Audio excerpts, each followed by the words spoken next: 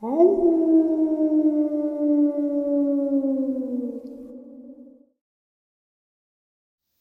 and salutations, everyone. I hope everyone is still doing well, and welcome to today's bonus upload.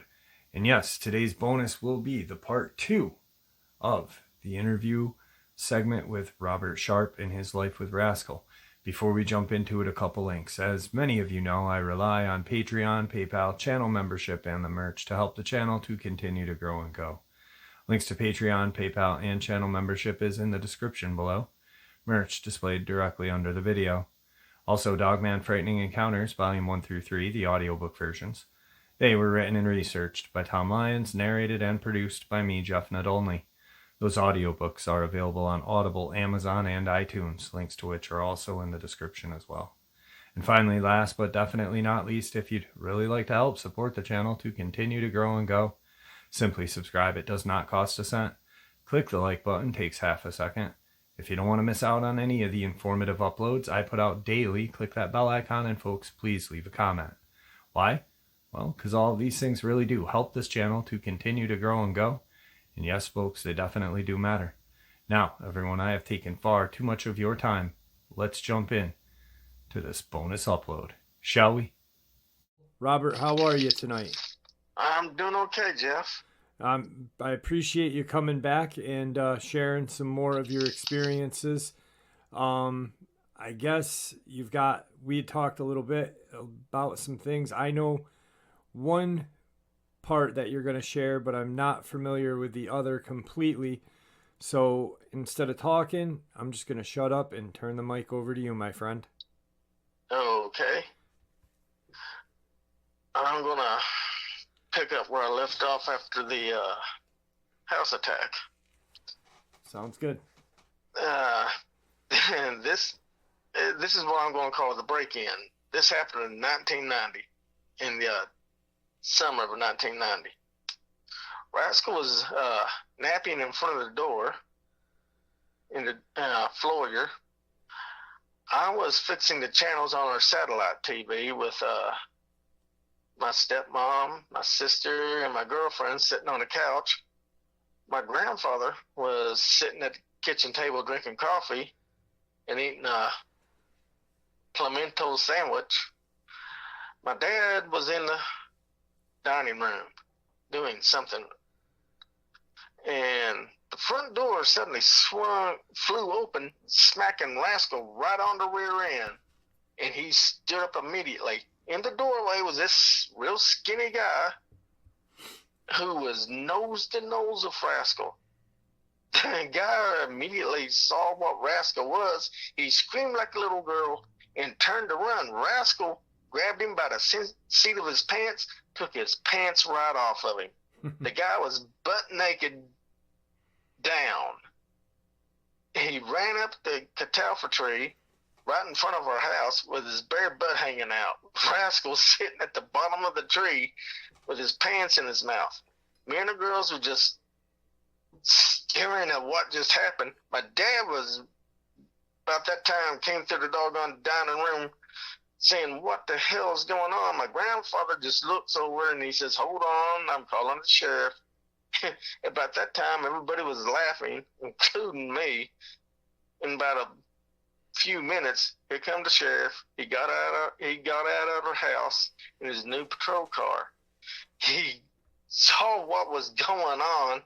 He was grinning from ear to ear. He walks over to Rascal, takes the pants out of his mouth, and said, "Rascal, give me those." Then he turned to Tony and says, "Robert, take Rascal into the house." And I did. The sheriff turned around and said, "Okay, sunshine, it's all over. You can come on down now." And the guy did, and he put his pants on. The guy's scared half to death, white as a sheet. The sheriff put the cuffs on him, sat him in the back of the doggone squad car, and he says, "Son, you came to the wrong house to break in." He says, "Around here, we guard dogs really, really big." And the guy, he was just, when he saw Rascal walk bipedal with me back into the house, I mean, he was just white as a ghost.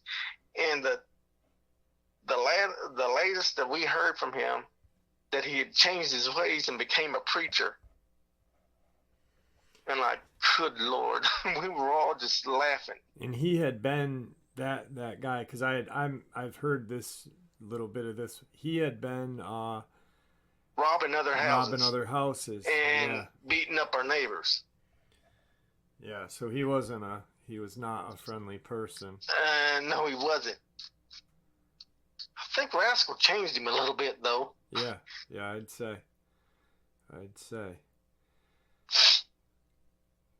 My next encounter, this was in the late fall of 1994, about a month after the house attack. I was asleep in my bedroom with my black cat Stormy laying on the headboard of my bed. All day I've been feeling strange when I got home from work, and I had a severe headache, and I was constantly sick to my stomach, and I couldn't eat.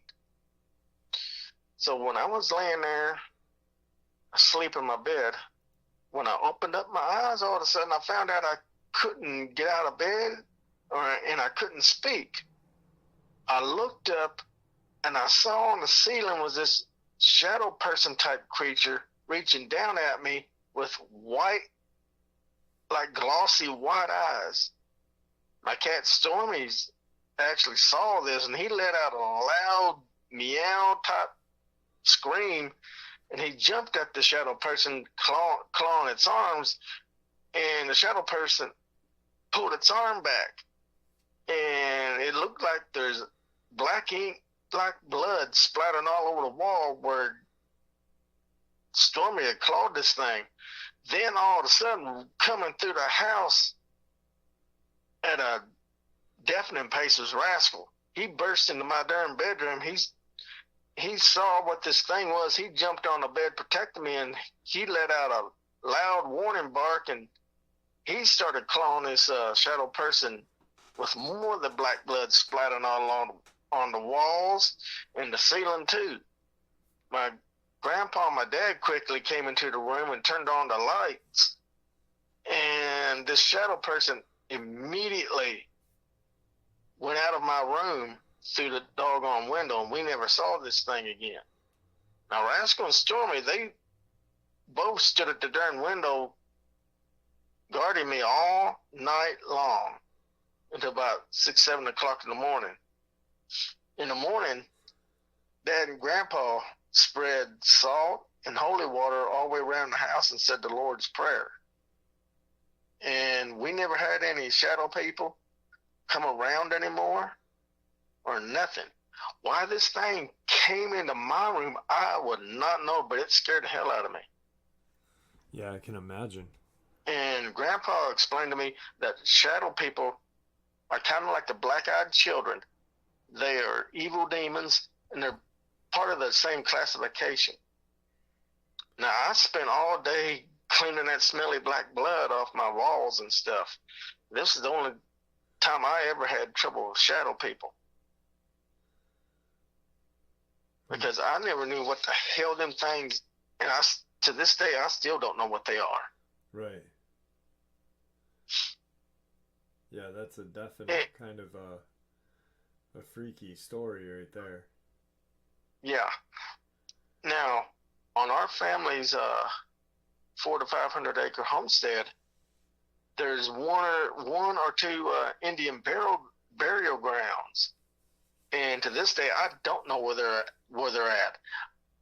And back in my mind, I'm kind of wondering, did they come from there?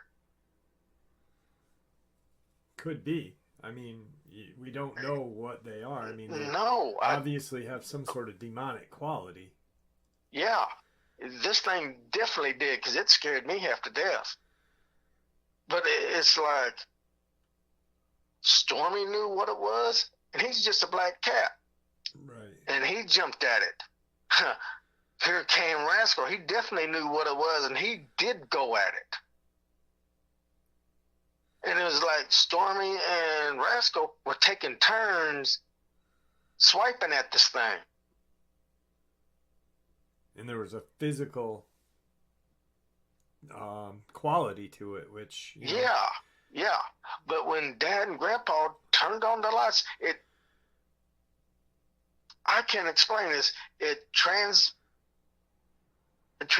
back into kind of like a black shadowy mist, and it took off through the window, and and we never saw it again.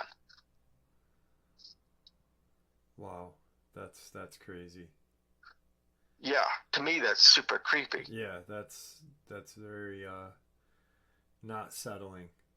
It's just because they have a physical quality, and then to go back to kind of a mist spirit form or whatever you want to call it is it's just dangerous, Yeah. So. Yeah. All I can say is thank God for both of them. Yeah, absolutely. Absolutely. Because it makes me wonder the way I was feeling when I got home or something. And I just felt strange, like, was it targeting? I can only guess that it was targeting me for some reason. Yeah, that makes sense. I mean, it's just crazy that Rascal being there. Obviously it's watched you. If it was targeting you, you know what I mean? That's a lot of testicular fortitude on that shadow person.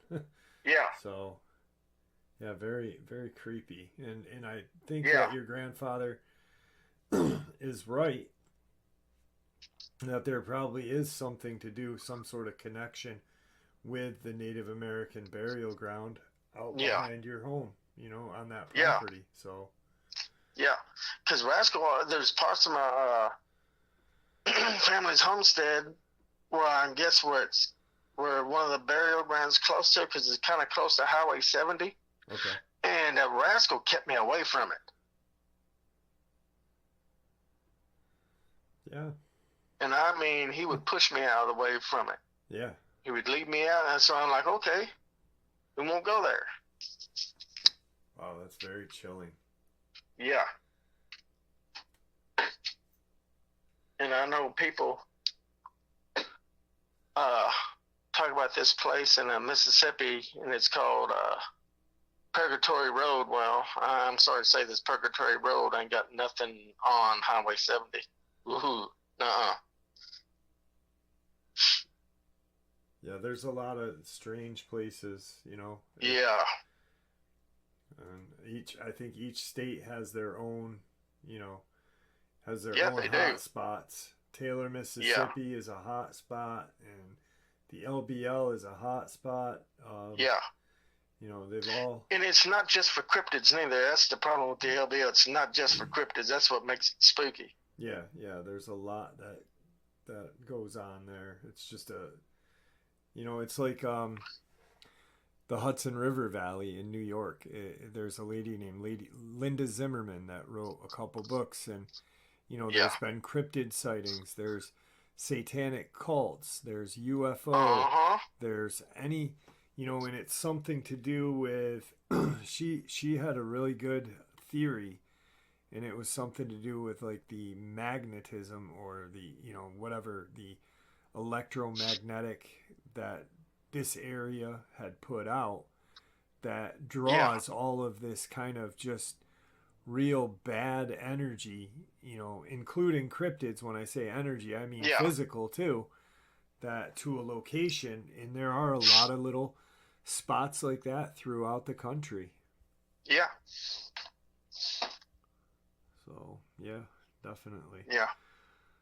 So what we're up to 1990 now, or 91 with Rascal? Yeah. Well, we'll be getting into now the early patrols, which the earliest one was mine and Rascal's first patrol. It was in the summer of 1991. Okay. Because we'd left the house on a Friday morning. It was a couple of days off for me. We were going around with my grandpa going to check out the 10 cornfields all the way down through the thick weeds along State Road 937 to State Road 453, going across the big creek and heading to that heads to the Cumberland River. We had patrolled all day long. We didn't see nothing. We had set up camp next to the creek where we could wash up and boil water for drinking water and stuff. Now, that night in the woods,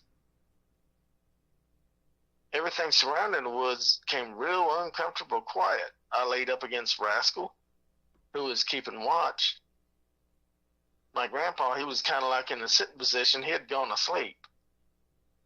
And that morning, I went out and made coffee. Me and Rascal had breakfast, a few good sunfish and bass, right along that of Grandpa.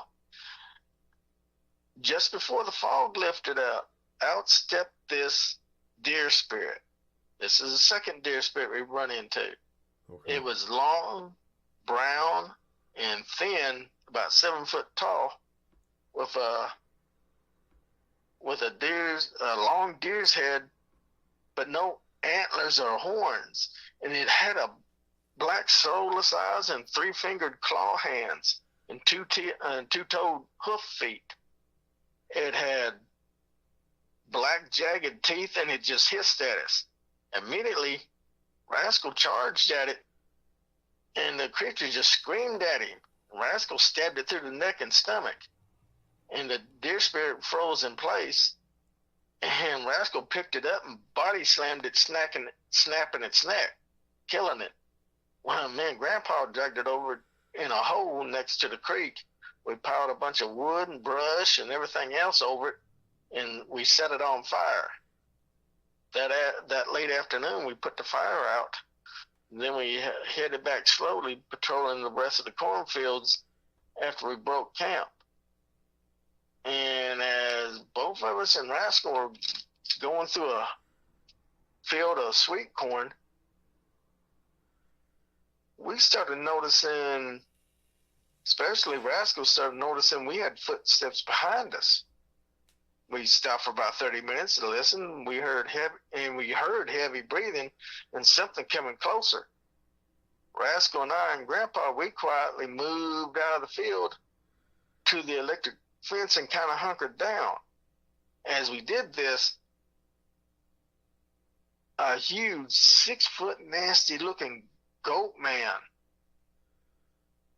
came out of the doggone cornfield, and this thing had a mouth of razor teeth, looked like shark's teeth, and a 3-fingered claw hands and long hooves. Man, it was gray with what looked like mange, and it growled and came right at me and Grandpa. It wasn't even looking at Rascal, and Rascal was 9 foot tall, hit this thing head on, snapping its neck. And as he clotheslined it, like a wrestler clotheslines, and he killed that sucker in midair. And when the thing hit the ground, it broke both its horns off. Then we took this thing down to the doggone burning pile and we burned it. Now, how big was that creature compared to Rascal? Let's say the creature is about 6 foot tall. Okay. Rascal is 9 foot tall. Rascal towered over it. So not a tremendous amount of fight for Rascal to take this thing out. Yeah. Okay. I mean, me, Grandpa, and Rascal, we went to the house, had 2 big old loads of sweet corn, and Grandpa turned around and said, "Guys, these things are getting closer to the house, and we have got to keep them away somehow." Yeah. Wow. I mean, that was, ooh. The next patrol we went on to, this was during the fall, and it was in 1993. Our next door neighbor, who's a Cajun, He come from Louisiana. His name was Mr. Clinton. He was missing one of his prize hogs, and he came over and asked us if Rascal had got it. My grandpa said no, because that night that his hog went missing, Rascal was sleeping with me. And so that afternoon, we went over there at his house with our neighbor. We went to his barn in the back where the hog pen was, and in the back there's several huge dog-like prints, about 14 inches long and about 4 inches wide. Rascal and I tracked those prints to the 3 caves in back of our homestead. We found the hog's head at the entrance that was on the far side of the caves. Rascal went into the cave for about 2 hours and found nothing. He came back. Me and Grandpa was worried that this thing must have been a rogue dogman hunting and doing a territory run. And if this was so, we had to get this daggone rogue out of our doggone homestead, off our homestead immediately. Because this creature could cause trouble for everyone. So my grandpa slipped Rascal's razors on Rascal's hands real quick, and Rascal knew we were in trouble, because that night me, Grandpa, and Rascal, we stayed about 30 foot up in a grove of pine trees, watching for this rogue that never even came by. So in the morning, Grandpa went home and told me and Rascal to be real careful while we finished our patrol.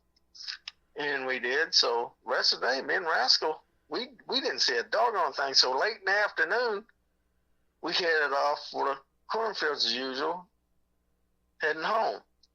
As it got dark halfway through the cornfields, me and Rascal heard someone following us. And I thought it was Rascal. I thought it was Grandpa coming up there to join us.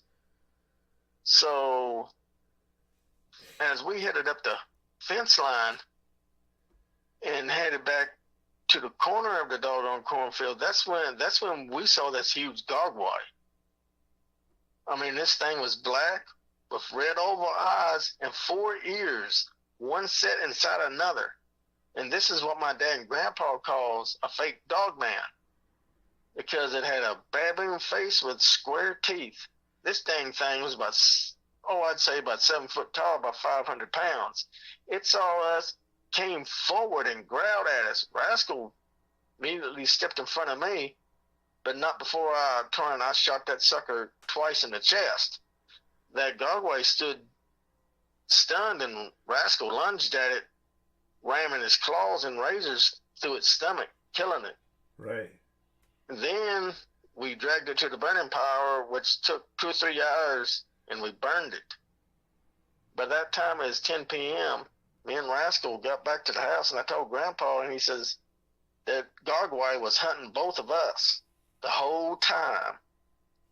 And he told us we have got to be super careful when we go out on patrol like this on our homestead, because many of their cryptids are trying to take over because of the LBL. Wow. Yeah. So, like, you had shared something with me a while ago when we first talked about, your backyard was the LBL.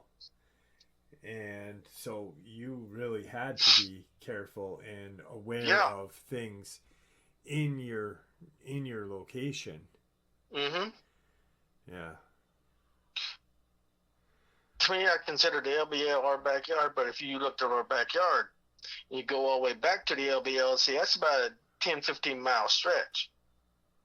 Because our homestead was really huge.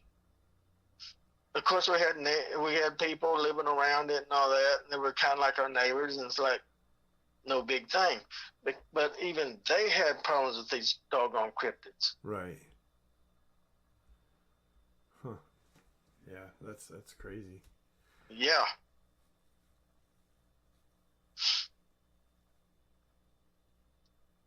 I mean, this these things were scary. Yeah. They really, really were. Yeah, those like I never heard. I've heard different. People have shared. Different kind of descriptions of creatures, and you really don't have a name for them. They're very, they're like the thing that your grandfather and dad called the fake Dogman, kind of. I mean, I've Yeah. heard of stories about those things. People have seen them in Tennessee, and you know, Mm-hmm. uh, and they look very similar to a canine, but they have flat teeth, Yeah. and it's a very very creepy kind of. Yeah. Yeah. you expect to see canine teeth, but Uh-huh. But then you got these flat square teeth. yeah, yeah, it's very And sometimes they're jagged, sometimes they're not. huh, yeah, it's definitely something you don't want to run into. No. Because this is what my grandfather calls, you know, super inbred, perverted Bigfoot. Right. That's what he describes a gargoyle. He says this is where Bigfoot has inbred so much down the generation line. This is why they sometimes have the juvenile Bigfoot capture like a lone female Dogman, a young one, take her back to their doggone camp to get their bloodline going. Right. Right. Yeah, that's insane. Yeah. So, you've had a couple of these kind of trips with Rascal, Yep. and this was the first one. Yeah, these are the first ones. Okay. All right. And well, my grandfather and dad have also told me about the marbles, white marbles and blue marbles. It's sort of like a peace offering or an act of friendship to Dogman. Okay. For people who see Dogman in their backyards and stuff and they get scared. Well, the white marble, believe it or not,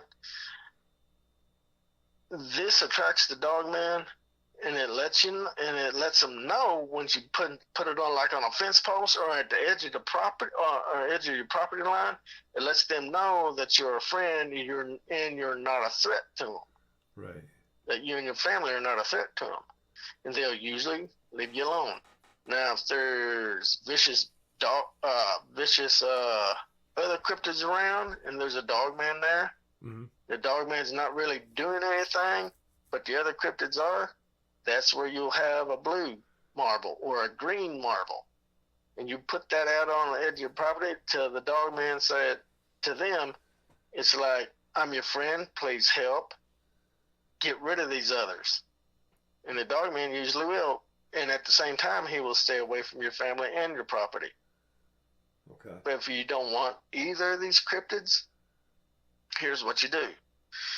You get some salt and some holy water, put it all the way around the edge of your property, and say the Lord's Prayer, and all the cryptids will leave you alone. Okay. Because not many people know that. For me, I always take the safe route. I always say the Lord's Prayer, and I put down holy water and salt all the way around my property. Yeah. Yeah. That's actually the way I do it. See, it's not harming any cryptids, whether they're friendly to you or not.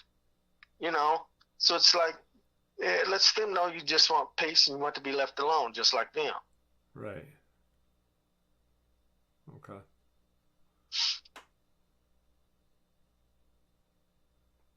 Now this next encounter, oh boy, it happened. It happened in third week of November 1993 during Hunter's, what I called a Hunter's Moon incident. This encounter was the first day of the deer season. Okay. And where I was living at, there's a bunch of us always get together and go to this hunting lodge for a Hunter's Moon festival and stuff. And it was close to Carsville, Kentucky, deep in the woods. Well, Dad told the hunters at the lodge they were in for a real nice treat because him and Dad were going to introduce Rascal to them. Now, me and my friend Tony had Rascal already with us, and of course, I had Dad's three-wheeler in the back of the truck, and we arrived there at the lodge late in the afternoon. Everybody was amazed when they saw Rascal walking bipedal behind me and Tony as we entered the lodge. About 6 p.m., everybody went into the deep woods hunting deer with me and Tony, and Rascal taking the lead. Now, later that night, it got real dark. I mean, we couldn't even see 5 inches in front of us. Now, each hunter there got a deer. Me and Tony, with Rascal's help, chased 2 deer, and we got them. But they slipped down a creek in the middle of this thick-ass woods. So we had to head down to the bottom of the hill. Tony and I started down that hill when all of a sudden this 6-foot thin deer spirit, this is the third and last one in my encounter, it dropped out of the trees. Now, how this thing climbed the trees, I don't know. But it dropped in front of us, 10 foot in front of us. Rascal leaped over us, and as a deer spirit screamed at us, Rascal hit this creature hard several times with his right fist. The deer spirit hit the ground. He hit that muddy ground real hard, but he got up and jumped back across about 60 feet away from us, knowing that he couldn't take on Rascal in a one-on-one fight. And Rascal jumped too, was hitting and slapping this thing, making it screaming pain and all. And at that time, me and Tony, we grabbed our deer, threw it in the back of that three-wheeler. We headed back to the lodge as Rascals chased this damn thing over the hill towards the Ohio River and stuff. Everybody back at the lodge heard this fight going on between Rascal and the deer spirit. 5-10 minutes later, after me and Tony got our deer and was bringing it back on that four-wheeler, Rascal caught up to us, checking me and Tony over real good, then went into a defensive circle as we got back to the lodge. Everybody met us back there and helped us unload our deer. Then I told everybody what happened. My grandpa and dad said, "Okay, everybody, reload," and they had me, Tony, and Rascal, who took the lead back to where this deer spirit was. Rascal led us over the doggone hill to an open field that was right along the Ohio River.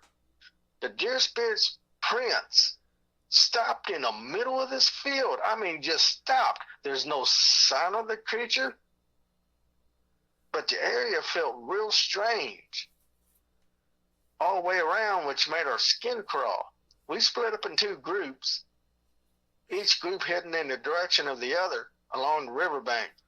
And we searched until about 10 o'clock at night. We didn't find anything with this doggone deer spirit. Only thing my grandpa figured out, he says this creature escaped through a portal to get away from Rascal. Now, I don't know much about portals, but my grandfather does, and he never will say anything about them. Right. And he said, and my dad said, well, there's a rumor of a deer spirit / Goatman raiding chicken coops near about all week long. I mean, this is one of the creepiest encounters since the house attack that really has gave me nightmares. Yeah, because just vanishing like that. Now let me ask you, because you had mentioned like the feeling that deer spirit gave you. Was it anything similar to the spirit, the feeling that the shadow person gave you? Was there kind of was there? I mean, like was there kind of like a connection, demon? You know what I mean? Like, did you kind of feel the same In a way way, I'm gonna around have it? to say yes or no. Okay. With the shadow person, it was like an ancient evil. Okay. If you get my meaning. Yeah. This deer spirit was like a threatening evil. Like it was a creature, flesh and blood creature like Rascal, Yeah. but at the same time kind of spiritual too. Okay.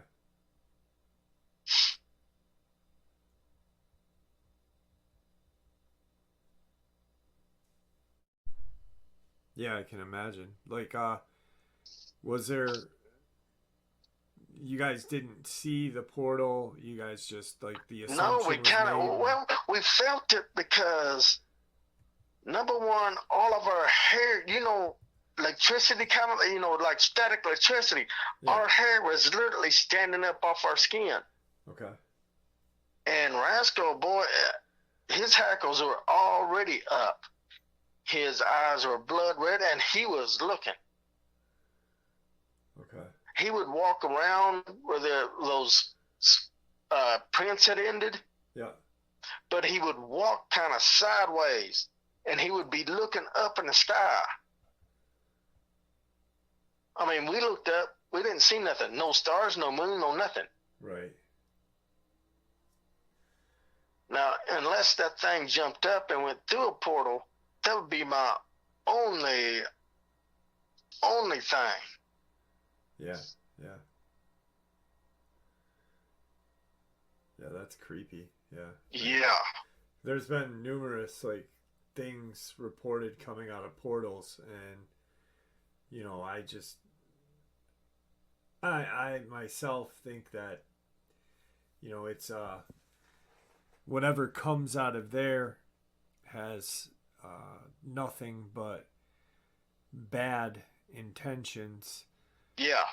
There was one of my favorite kind of stories about a portal is a guy is set up hunting by Skinwalker Ranch in the vicinity. He's not on the ranch, but he's very close to the ranch, and he's up on a hill kind of looking down, and he sees this kind of black hole open above the ground, 3 feet above the ground, 4 feet above the ground. He can see the landscape around this hole. This hole is just and he said that was the oddest part. I could see everything in front of me, and then this hole just appeared, and it was just black. And out dropped this creature that he cannot describe. He has no description of it. It was the most hideous creature known to man, is the way he put it. And it just took off running in an opposite direction, and he got up and took off in a different direction, and never went back to that area to hunt again. Oh, I don't blame him. Yeah. See, this encounter was the only time, I'm going to say my only portal encounter, and I don't want to encounter any more portals. I don't. No. One was enough for me, and I didn't expect that. Right. Yeah, it's definitely something that I never want to witness. So, and I pray that I never get the opportunity to. Yeah.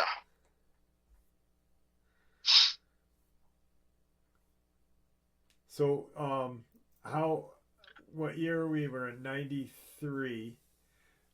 We got about a half an hour left if you want to keep going, or if you wanted to take a break. I know you're tired tonight or not really feeling great tonight from work. So I'm going to leave it up to you. with, we got about a half an hour left. If you want to keep going, you're more than welcome. Or if you'd like to take a break for the evening, and we can set up for another part 4 of this, or however you want to do it. I'm leaving it up to you. Yeah, we can set up another part 4. Okay. All right. I guess I got a couple questions I'd like to ask you, Sure. To end this with. Now, when Rascal, here's a couple things that I'd like to clarify for some people. You had made mention of Rascal running down a road, and people had picked on that and said, how was he kept a secret if he's running down a road? That road was part of your family's property. Yeah, it was part of my family's property. Okay. Now, how long was the road, and can you give us kind of a description of this road? The road was kind of like a dirt and red gravel road. Okay. It's about 10 to 15 miles long. Okay. So that connects up to 937. Okay, so set up pretty far out. Yeah. All right. Yeah. I mean, it goes through our cornfields, and it's got a little bridge that goes over our creek, and then it goes into real heavy woods. Okay. To where there's a stop sign, and that's where State Road 937 is. What everybody calls the jump road. Okay. Well, I just wanted to kind of clarify that for some people. Yeah. I had heard it, but other people apparently had not. I guess we've talked about Rascal a lot, but can you give us a description of Rascal? Like when you close your eyes, right from the top to bottom, what did he look like? From top to bottom, the bottom part was he had huge, thick dog hocks. Like rear legs of a dog. Yeah. He was 9.5 foot tall, or 9.6 foot tall, 625 pounds. He had spongy, thick fur-like hair all over him. He was jet black. And actually, to describe him perfectly would be, if anyone's ever seen Van Helsing and they saw the werewolf, that's what Rascal looked like, to a T. He had a beautiful big wolf's head. He had huge long ears, pointed at the top of his ears and rounded. He had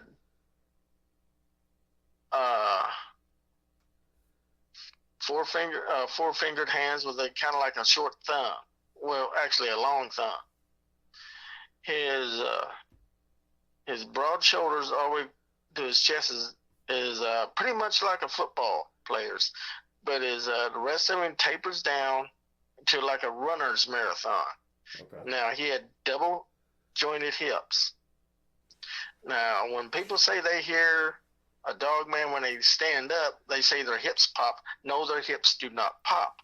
That's their feet setting to when they stand. Now, the bottom of Rascal's feet were soft dog pad top feet. His feet were kind of webbed. At the widest, his length of his feet were 14 inches. And his feet were 6 inches wide. His hands that were actually, he had hair on top of his hands, but the palm of his hands and the bottom of his fingers were just gray skin. And that was very, very soft. Now his mane was on top of his head, went down his back, across his shoulders, and down his chest, kind of like a lion's. And that hair was very, very soft. He had a huge wolf-like bushy tail. He had his eyes, basically his eyes were a beautiful golden brown with a cat-like eyes. Now, his eyes, when he gets disturbed or angry, or if he's protecting one of us or our next door neighbors, his eyes will turn blood red. Because this is like an emotional thing. His claws on his hands were 4 inches. His claws were retractable like a cat's. Now, I know everybody portrays pictures of dogs, man, with their claws always sticking out, but that's not always true. Okay. And my grandfather kept his claws and everything, and including his teeth, clean and manicured. Now, his teeth, the front teeth were more like a dog's. But the back teeth, they weren't square, but they were almost tapered like kind of like a shark's all together. Mm-hmm. That's his second line of teeth, because he had 2 lines of teeth, top and bottom. But as he grew older, that second line of teeth grew into the first line, so he had basically 1 line of teeth on top of 1 teeth and 1 line of teeth on bottom. And those teeth were very sharp. Yeah, I can imagine.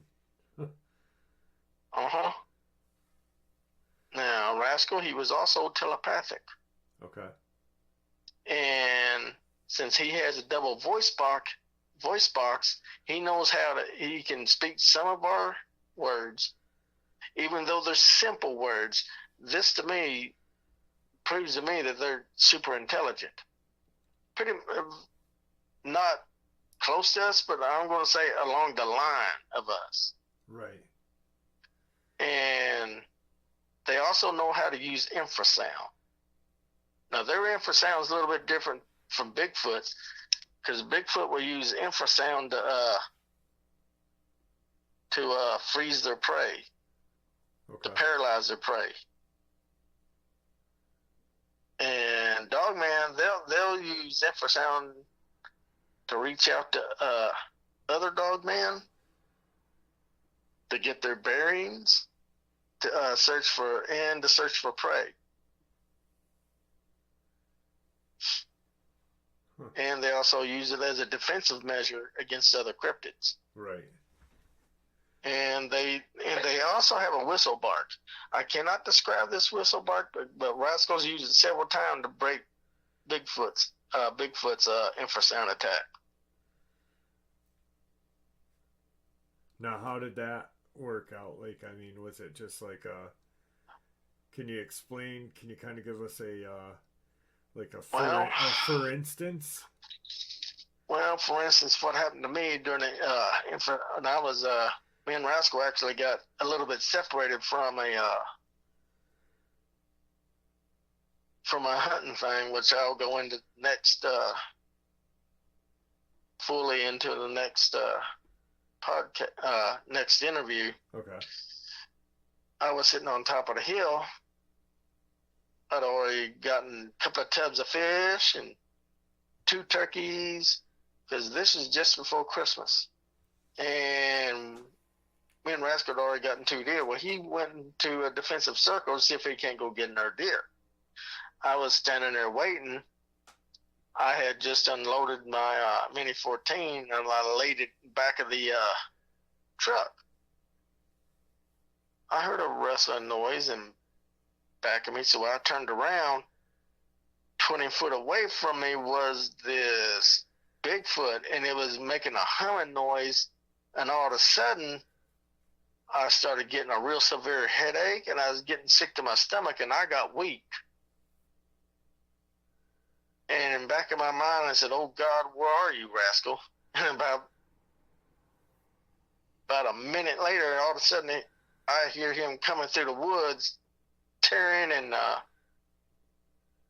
he was giving a warning bark and everything else. He just gave out a war howl, and he ran over. He jumped over the truck, landed in front of me, and he put himself in between me and this Bigfoot, and he gave out a kind of a warning, kind of a bark whistle, and it was really loud and intense. And me, I was so weak. All I could do is wrap my arms around his leg, right. and I laid my head up against his thigh. And what Rascal did, he gently pushed me back from the truck, and him and this Bigfoot got into one hellacious fight.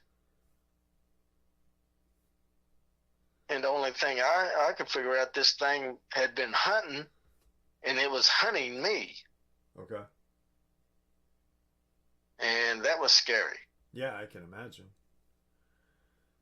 And when I finally recovered and I was barely able to drive, I got back on our gravel road, and I drove us home, but I was driving real slow. Now, Rascal, well, he was looking at the back window, making sure nothing else was following us. And I finally got into the doggone driveway, and I had stopped, put the truck in park and everything. Well, my sister and my girlfriend was looking at the window at us, and I knew they called for Dad and Grandpa to come down and help us out, get the deer and the turkeys and the fish.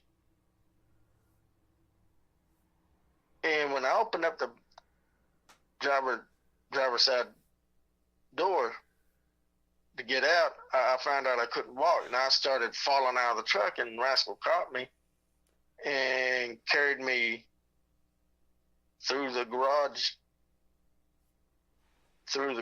door, but that was open, and carried me upstairs through the back door. And the girls immediately noticed there was something wrong, and they screamed my name. They said, "Oh my God, what happened?" And I weakly told them what happened. And my dad and Grandpa said, oh Jesus. They said, "Where did this happen?" And I told them, I said, "On top of the hill and back of the cornfields, where the two ponds and the creek was." And they started getting worried, and they took off back there, and Rascal took off with them. Now, I was laying on the couch, but I was sick as a dog, and I stayed sick for at least a week and a half. That's how sick I was from that attack. Yeah. I don't know what this infrasound shit does, but it made me sick. Yeah, I had a lady that was very, very sick from infrasound, and she had actually thought she had cancer until she realized that, hey, this is something, this is not an illness, this is caused by Bigfoot in my backyard or on her property. Yeah. People really need to realize that this, infrasound is deadly and dangerous. It is. See, this is why I call Bigfoot such opportunists, because they'll use weapons like that on us and everything else. Yeah. Dogman, for some reason, they won't use infrasound on any of us or anything, because they see it as a defensive measure thing.